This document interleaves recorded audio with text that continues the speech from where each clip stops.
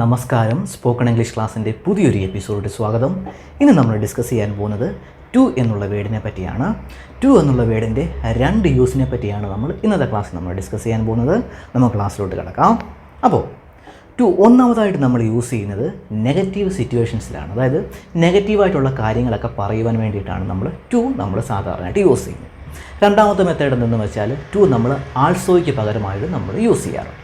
ഈ ഒരു രണ്ട് മെത്തേഡ് നിങ്ങൾ അറിഞ്ഞു വെച്ചിരിക്കുക. വളരെ കോമൺ ആയിട്ട് യൂസ് ചെയ്യുന്ന രണ്ട് മെത്തേഡാണ്. ആദ്യം നമുക്ക് ആൾസോയ്ക്ക് പകരമായിട്ട് ടു എങ്ങനെയാണ് യൂസ് ചെയ്യുന്നത് എന്ന് നമുക്ക് നോക്കാം. നമുക്ക് എക്സാമ്പിൾ സെൻറ്റൻസിലോട്ട് തന്നെ കിടക്കാം. ഒന്നാമത്തെ example sentence you have a car. നിങ്ങൾക്ക് ഒരു കാറുണ്ട് എന്നുള്ളൊരു സെൻറ്റൻസാണ്. I have a car. എനിക്ക് ഒരു കാറുണ്ടെന്നുള്ളൊരു സെൻറ്റൻസാണ്. അതിനെ എനിക്ക് ഇങ്ങനെയും പറയാം, ഐ ഹാവ് എ കാർ. ടൂയും എന്ന് ചേർത്ത് നമുക്ക് പറയാം. അതായത് ടു ആഡ് ചെയ്ത് നമുക്ക് പറയാം. അതായത് അതിൻ്റെ ആശയം എന്തെന്ന് വെച്ചാൽ ആൾസോയ്ക്ക് പകരമായിട്ടാണ് ഞാനവിടെ ടു യൂസ് ചെയ്തിരിക്കുന്നത്. അതായത് I also have a car എന്ന് പറയുന്നതിന് പകരം എനിക്ക് I have a car too എന്നും എനിക്ക് പറയാം. അപ്പോൾ ഈ ഒരു മെത്തേഡിൽ സംസാരിക്കുന്നതൊക്കെ നിങ്ങൾ കേട്ടിട്ടുണ്ടാവുമെന്ന് വിചാരിക്കുന്നു. പ്രത്യേകിച്ച് കോൺവെർസേഷനിലും അതേപോലെ നേറ്റീവ് സ്പീക്കേഴ്സൊക്കെ സംസാരിക്കുന്നത് കേട്ടിട്ടുണ്ടാവുമെന്ന് വിചാരിക്കുന്നു. അപ്പോൾ ടൂവിനും അതായത് ആൾസോയ്ക്ക് പകരമായിട്ട് നമുക്ക് ടൂവും നമുക്ക് യൂസ് ചെയ്യാവുന്നതാണ്. അതാണ് അവിടെ എഴുതിയിരിക്കുന്നത്. I have a car too അല്ലെങ്കിൽ ഐ ഹാവ് വൺ ടൂവും നമുക്ക് ചേർത്ത് പറയാവുന്നതാണ്. അതായത് വൺ എന്ന് അവിടെ ഉദ്ദേശിച്ചിരിക്കുന്നത് ആ കാറിനെയാണ്, എനിക്കും ഒരു കാറും ഉണ്ട് എന്ന് ചേർത്ത് പറഞ്ഞിരിക്കുകയാണ്. ടു ചേർത്ത് ആൾസോയ്ക്ക് പകരമായിട്ട് ടു ചേർത്ത്. അപ്പോൾ ആ ഒരു സെൻറ്റൻസ് നിങ്ങൾക്ക് പിടികിട്ടിയെന്ന് വിചാരിക്കുന്നു. I have one two. അടുത്തത് യു ലൈക്ക് ആർട്ട്. നിങ്ങൾക്ക് ആർട്ട് ഇഷ്ടമാണെന്നുള്ളൊരു സെൻറ്റൻസാണ്. I like art. എനിക്കും ആർട്ട് ഇഷ്ടമാണെന്നുള്ളൊരു സെൻറ്റൻസാണ്. അവിടെ ഞാൻ ടു ആഡ് ചെയ്തിരിക്കുകയാണ് ആൾസോയ്ക്ക് പകരമായിട്ട്. ആ ഒരു ആശയം നിങ്ങൾ എടുത്താൽ മതി. എങ്ങനെയാണ് ആൾസോ യൂസ് ചെയ്യുന്നത് ആ ഒരു ആശയം വേണം നിങ്ങൾ എടുക്കുവാൻ വേണ്ടിയിട്ട്. അടുത്തത് ഐ ലവ് ചോക്ലേറ്റ്. എനിക്ക് ചോക്ലേറ്റ് ഇഷ്ടമാണ്. അപ്പോൾ നിങ്ങൾക്കും ചോക്ലേറ്റ് ഇഷ്ടമാണെങ്കിൽ നിങ്ങൾ എങ്ങനെ പറയും? മീ ടു എന്ന് വേണം പറയാൻ. നിങ്ങൾക്കും ഇഷ്ടമാണ് എന്ന് പറയാൻ വേണ്ടിയിട്ട് മീ ടു എന്ന് ചേർത്ത് വേണം പറയാൻ. അതായത് ആൾസോയ്ക്ക് പകരമായിട്ട് നമ്മൾ ടു ചേർത്തിരിക്കുകയാണ്. അടുത്തത് ഐ ആം ഹംഗ്രി. എനിക്ക് ഹംഗ്രി ആണെന്ന് ഞാൻ പറയുകയാണ്. ഇനി നിങ്ങൾക്കും ഹംഗ്രി ആണെങ്കിൽ നിങ്ങളെങ്ങനെ പറയും? മീ ടു എന്ന് ചേർത്ത് വേണം പറയാൻ വേണ്ടിയിട്ട്. അടുത്തത് ഹീ സോ സംതിങ്. അവൻ എന്തോ കണ്ടു. And she saw it too. അവളും അത് കണ്ടു എന്നുള്ളൊരു സെൻറ്റൻസാണ്. അവിടെയും ടുവിന് പകരമായിട്ടാണ്, അതായത് ആൾസോയ്ക്ക് പകരമായിട്ടാണ് അവിടെ ടു ചേർത്തിരിക്കുന്നത്. അപ്പോൾ ഈ ഒരു മെത്തേഡ് നിങ്ങൾക്ക് പിടികിട്ടിയെന്ന് വിചാരിക്കുന്നു. രണ്ട് സെൻറ്റൻസോടെ നോക്കാം. We are selling the house and the furniture too. അതായത് ഞങ്ങൾ വീടും വെക്കുകയാണ് ആൻഡ് ദ ഫർണിച്ചർ ടു. കൂടാതെ ഫർണിച്ചറുകളും വെക്കുകയാണ് എന്നുള്ളൊരു സെൻറ്റൻസാണ്. അപ്പം അവിടെയും ടു ചേർത്തിരിക്കുന്നത് ആൾസോയ്ക്ക് പകരമായിട്ടാണ്. അതായത് കൂടാതെ ഞങ്ങൾ ഫർണിച്ചറും കൂടി വെക്കുകയാണ് എന്ന് പറയാൻ വേണ്ടിയിട്ടാണ് അവിടെ ടു നമ്മൾ ചേർത്തിരിക്കുന്നത്. അടുത്തത് I would like to come too. എനിക്കും വരണം എന്നുള്ളൊരു ആശയമുള്ളൊരു സെൻറ്റൻസാണ്. അതായത് എനിക്കും വരാൻ ആഗ്രഹമുണ്ട് എന്നുള്ളൊരു സെൻറ്റൻസാണ്. അവിടെ ടു അവിടെ ചേർത്തിരിക്കുന്നത് ആൾസോയ്ക്ക് പകരമായിട്ടാണ്. അപ്പോൾ ടുവിൻ്റെ ഒരു ആശയം നിങ്ങൾക്ക് പിടികിട്ടിയെന്ന് വിചാരിക്കുന്നു. ആൾസോയ്ക്ക് പകരമായിട്ട് നമ്മൾ ടു യൂസ് ചെയ്യാറുണ്ട്. അതൊന്ന് ഓർത്ത് വെച്ചിരിക്കുക. ഇനി നെഗറ്റീവ് സിറ്റുവേഷൻസൊക്കെ അവതരിപ്പിക്കാനായിട്ട്, അതായത് നിങ്ങൾക്ക് ഇഷ്ടമല്ലാത്ത കാര്യങ്ങളൊക്കെ നിങ്ങൾക്ക് പ്രസൻറ്റ് ചെയ്യാനായിട്ട്, അത് എക്സ്പ്രസ് ചെയ്യാനായിട്ട് നമ്മൾ ടു ചേർത്ത് സംസാരിക്കാറുണ്ട്. അങ്ങനത്തെ കുറച്ച് എക്സാമ്പിൾ സെൻറ്റൻസ് നോക്കാം. I love this car. അതായത് ഒരാളൊരു കാർ കണ്ടിട്ട് പറയുകയാണ്, ഐ ലവ് ദിസ് കാർ. എനിക്ക് ഈ കാർ ഇഷ്ടമാണ്. But it's a little too small. പക്ഷേ ഇത് കുറച്ച് ചെറുതാണ് എന്നവിടെ പറഞ്ഞിരിക്കുകയാണ്. മീൻസ് അദ്ദേഹത്തിന് കാർ ഇഷ്ടപ്പെട്ടു, പക്ഷേ അതിൻ്റെ സൈസ് വളരെ കുറഞ്ഞു പോയി. അപ്പം അത് ആ ഒരു കാര്യം അദ്ദേഹത്തിന് ഇഷ്ടപ്പെട്ടില്ല. അപ്പോൾ അത് എക്സ്പ്രസ് ചെയ്യുവാൻ വേണ്ടിയിട്ടാണ് അവിടെ ടു ചേർത്തിരിക്കുന്നത്. I love this car but it's a little too small. പക്ഷേ ഇത് കുറച്ച് ചെറുതായി പോയി എന്ന് അദ്ദേഹം അവിടെ പറഞ്ഞിരിക്കുകയാണ്. അതായത് അദ്ദേഹത്തിന് ഇഷ്ടമായില്ല, ആ ഒരു കാര്യം മാത്രം ഇഷ്ടമായില്ല. അത് എക്സ്പ്രസ് ചെയ്യാൻ വേണ്ടിയിട്ടാണ് അവിടെ ടു ചേർത്തിരിക്കുന്നത്. പിടികിട്ടിയെന്ന് വിചാരിക്കുന്നു. ടു നിങ്ങൾ ഇനിയും സെൻറ്റൻസുകളൊക്കെ വരുമ്പോൾ ശ്രദ്ധിച്ചോണം. ഇങ്ങനെ നമുക്ക് ഇഷ്ടമല്ലാത്ത കാര്യങ്ങൾ, നമുക്ക് നെഗറ്റീവായിട്ട് തോന്നുന്ന കാര്യങ്ങളൊക്കെ എക്സ്പ്രസ് ചെയ്യാൻ വേണ്ടിയിട്ടായിരിക്കും കൂടുതലായിട്ട് ടു യൂസ് ചെയ്യുന്നത്. അതൊന്ന് ഓർത്ത് വെച്ചിരിക്കുക. പല മെത്തേഡുകളുണ്ട്, അത് ഞാൻ എടുക്കുന്നില്ല. ഇത് നമ്മൾ രണ്ട് മെത്തേഡ് യൂസ് ചെയ്യുന്നുള്ളൂ. അതൊന്ന് ഓർത്ത് വെച്ചിരിക്കുക. അപ്പോൾ അടുത്ത സെൻറ്റൻസിലോട്ട് പോവാം. It's too hot in this room. ഈ റൂമിൽ ഭയങ്കര ചൂടാണ് എന്നുള്ളൊരു സെൻറ്റൻസാണ്. ഒരാൾ ഒരു റൂമിൽ കയറിയിട്ട് പറയുന്നതാണ് it's too hot in this room. ഈ റൂമിൽ ഭയങ്കര ചൂടാണ് എന്നുള്ളൊരു പറയുന്നൊരു സെൻറ്റൻസാണ്. അപ്പോൾ അവിടെ ടു ചേർത്തിരിക്കുന്നത്, ടു ചേർത്ത് അദ്ദേഹം പറയാനുള്ള കാരണം അദ്ദേഹത്തിന് ഭയങ്കര ചൂടായിട്ട് തോന്നി, അദ്ദേഹത്തിന് ആ ചൂട് ഇഷ്ടപ്പെട്ടില്ല. അപ്പോൾ അത് അവിടെ ടു ചേർത്ത് എക്സ്പ്രസ് ചെയ്തിരിക്കുകയാണ്. It's too hot in this room. ഈ റൂമിൽ ഭയങ്കരമായിട്ട് ചൂടാണ് എന്നുള്ളൊരു സെൻറ്റൻസാണ്. അപ്പോൾ അത് പിടികിട്ടിയെന്ന് വിചാരിക്കുന്നു. ആ ഒരു സെൻറ്റൻസ് നമുക്ക് വെരി ചേർത്തും പറയാവുന്നതാണ്. അതായത് വെരി ഹോട്ട് എന്ന് നമുക്ക് ചേർത്ത് പറയാവുന്നതാണ്. It's very hot in this room എന്ന് നമുക്ക് പറയാവുന്നതാണ്. പക്ഷേ അങ്ങനെ പറഞ്ഞാൽ ചിലപ്പം അദ്ദേഹത്തിന് ആ ചൂട് ഇഷ്ടപ്പെട്ട് കാണും, ആ ഒരു ആശയത്തിലോട്ട് പോകും. അതായത് അദ്ദേഹത്തിന് ആ ചൂട് ഇഷ്ടപ്പെട്ട് കാണും. അപ്പോൾ അത് എക്സ്പ്രസ് ചെയ്യുന്ന ഒരു ആശയത്തിലോട്ട് ആ സെൻറ്റൻസ് മാറും. പക്ഷേ നമ്മൾ സാധാരണയായിട്ട് ഇത് അറിയാതെ അങ്ങോട്ടും ഇങ്ങോട്ടും മാറ്റി ഉപയോഗിക്കുന്നുണ്ട്. ഇനി അങ്ങനെ തെറ്റരുത്. കുറച്ചുകൂടി അതായത് നേറ്റീവ് സ്പീക്കേഴ്സിൻ്റെ ആ ഒരു ശൈലിയിൽ വരണമെങ്കിൽ ഇങ്ങനത്തെ മെത്തേഡുകളൊക്കെ അറിഞ്ഞിരുന്നാൽ നമുക്ക് അവർ ടു ചേർത്തേ പറയത്തുള്ളൂ. നമ്മളറിയാതെ വെരിയൊക്കെ ചേർത്ത് ചില സമയത്ത് പറയാറുണ്ട്, വെരി ഹോട്ട് എന്നൊക്കെ. നമ്മുടെ ആ ഒരു നമ്മുടെ ആ ഒരു ഫീലിംഗ്, ആ ഒരു നെഗറ്റീവ് ഫീലിംഗ് എക്സ്പ്രസ് ചെയ്യാൻ വേണ്ടിയിട്ട് നമ്മൾ വെരി ചേർത്ത് പറയാറുണ്ട്. ഇനിയും പറയൽ ടു ചേർത്ത് വേണം പറയാനായിട്ട്. It's too hot in this room എന്നേ പറയാവും.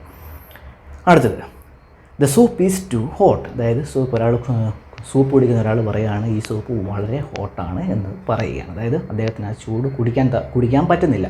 അപ്പോൾ അത് അവിടെ എക്സ്പ്രസ് ചെയ്യുകയാണ്, ആ ഒരു ഫീലിംഗ് അവിടെ എക്സ്പ്രസ് ചെയ്യുകയാണ്. ടു ഹോട്ട്, അതായത് അദ്ദേഹത്തിന് ആ ചൂട് കുടിക്കാൻ പറ്റുന്നില്ല. അപ്പം അതും ഓർത്ത് വെച്ചിരിക്കുക. It's too cold to go swimming today. അതായത് സ്വിമ്മിങ്ങിന് പോകാൻ തയ്യാറെടുക്കുന്ന ഒരാൾ പറയുകയാണ് ഭയങ്കരമായിട്ടുള്ള ഒരു തണുപ്പാണ് എന്ന് അദ്ദേഹം പറയുകയാണ്. അതായത് സ്വിമ്മിങ്ങിന് പോകാൻ പറ്റത്തില്ല, ഭയങ്കരമായിട്ടുള്ള തണുപ്പാണ് എന്ന് അദ്ദേഹം അവിടെ പറഞ്ഞിരിക്കുകയാണ്. അപ്പം ഭയങ്കരമായിട്ടുള്ള ഒരു തണുപ്പാണ്, ആ ഒരു നെഗറ്റീവ് സിറ്റുവേഷനെ കാണിക്കുവാൻ വേണ്ടിയിട്ടാണ് അവിടെ ടു ചേർത്ത് അദ്ദേഹം പറഞ്ഞിരിക്കുന്നത്.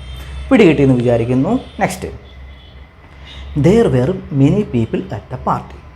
പാർട്ടിയിൽ ഒരുപാട് ആൾക്കാരുണ്ടായിരുന്നു എന്നുള്ളൊരു സെൻറ്റൻസാണ്.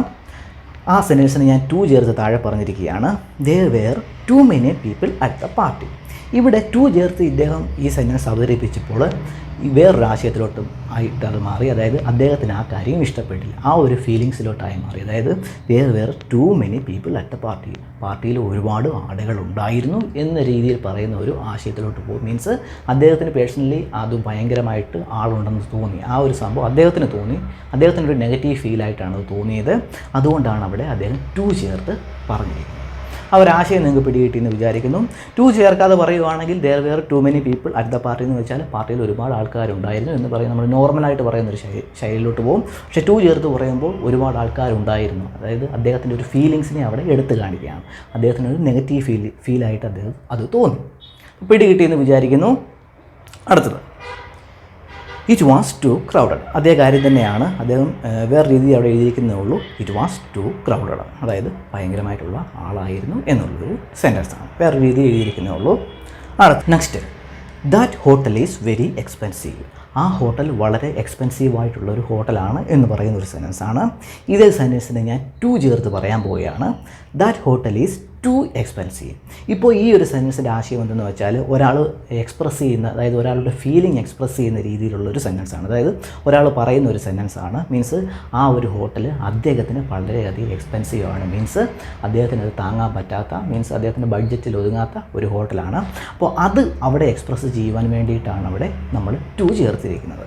That hotel is too expensive. ആ ഹോട്ടൽ വളരെയധികം എക്സ്പെൻസീവായിട്ടുള്ളൊരു ഹോട്ടലാണെന്ന് ഒരാൾ പറയുകയാണ്. മീൻസ് അദ്ദേഹത്തിന് അത് അതിൻ്റെ ബഡ്ജറ്റ്, അതിൻ്റെ റെൻറ്റ് താങ്ങാൻ പറ്റത്തില്ല, അത് കാണിക്കുവാൻ വേണ്ടിയിട്ടാണ് അവിടെ ടു ചേർത്തിരിക്കുന്നത്. പക്ഷേ വെരി ചേർത്ത് നമ്മൾ കോമൺ ആയിട്ട് പറയുമ്പോൾ അത് എക്സ്പെൻസീവ് ആയിട്ടുള്ളൊരു ഹോട്ടലാണ് എന്ന് പറയുന്ന ഒരു ആശയത്തിലോട്ട് പോകും.